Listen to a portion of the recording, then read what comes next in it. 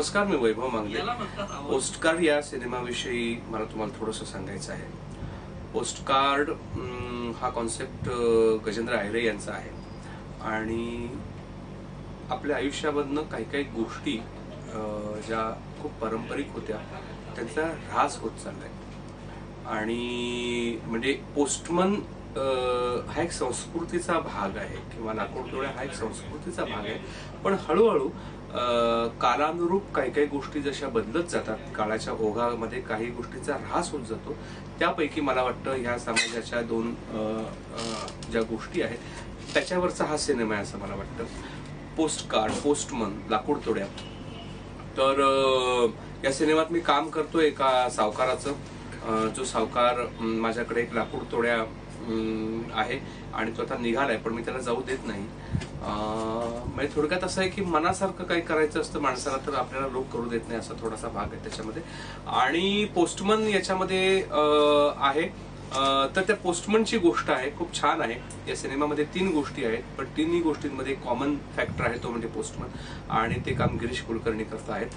गिरीश, माझा एक दुर्दैवाचा भाग असा आहे की मला त्यांच्यासोबत सीन नाही करायला मिळाला. खरं तर मला ते फार आवडतात नट म्हणून, तर मला त्यांच्याबरोबर काम करण्याची जर संधी मिळाली असती तर फार माझ्या आयुष्यामध्ये काही म्हणजे चांगल्या गोष्टी ज्या घडतायत किंवा घडणार आहे त्याच्यापैकी ती घटना असती कदाचित. पण ठीक आहे, कधीतरी काम करण्याचा योग येईल त्यांच्याबरोबर. दिलीप प्रभावळकरांबरोबर मी काम केलंय, पण या निमित्ताने पुन्हा त्यांच्याबरोबर काम करण्याचा योग आला. गजेंद्र अहिरे बरोबर 3-4 सिनेमे मी केले आहेत आणि नेहमीप्रमाणे त्याचं हरहुन्नरीपणा विषयातलं अत्यंत नाविन्य त्यांनी या सिनेमामध्येही त्यानं सिद्ध केलेलं आहे. तर गजाकडे काम करण्याचा एक वेगळाच अनुभव आहे आणि मजा येते काम करताना. फार पटापटा कामं आपली संपतात आणि म्हणजे असं वाटतं की आपल्याला अरे एवढा मोठा रोल आणि हा 2 दिवसातच संपला. तर ते एक शल्य मनात राहतं आपल्या. तर खूप मजा येते काम करताना त्याच्याबरोबर. अजून एक या नाटकात एक नंतर घातलेलं कॅरेक्टर आहे प्रवीण तरडे यांचं.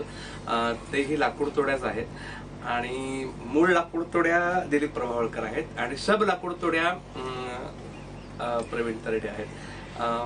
त्यांची देहयष्टी फार चांगली आहे. लाकूडतोड्याच्या भूमिकेला अत्यंत करेक्ट असं त्यांचं कास्टिंग आहे. पण या आमच्या सिनेमामध्ये, आमच्या गोष्टीमध्ये जर सगळ्यात परफेक्ट 100% कास्टिंग जे कोणाचं असेल तर ते प्रवीण तरड्यांचं आहे. कारण लाकूडतोड्या जसा लागतो तसं ते आहेत. बाकीच्या गोष्टी सांभाळायला बाकीचे नट आहेत, पण लाकूडतोड्या म्हणून जो लाकडं फोडतानाचा जो एक अभिनय आहे तो त्यांनी फार उत्तम केलेला आहे.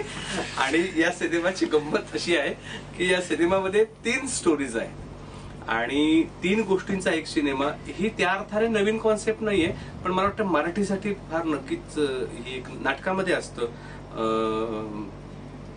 किंवा या पद्धतीच्या टेलिव्हिजनवरही कार्यक्रम झालेला आहे. पिंपळपान असेल किंवा अजून त्यात वेगवेगळ्या स्टोरीज परफॉर्म केल्या गेल्या होत्या. पण मला वाटतं सिनेमासाठी कदाचित हे जरा नवीन आहे आणि त्याच्यामुळे आता प्रेक्षक याला कशा पद्धतीने स्वीकारतायत. याच्यामध्ये एक समान धागा आहे. 3 गोष्टींमध्ये एक समानता आणण्यासाठी एक सूत्र आहे. पण ते आता कसं कितपत लोक स्वीकारतील. पण माझा असा अंदाज आहे की 3 स्टोरी फार रिफ्रेशिंग असतील.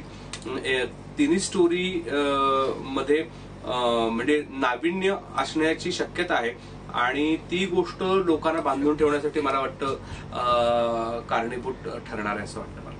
थँक्यू.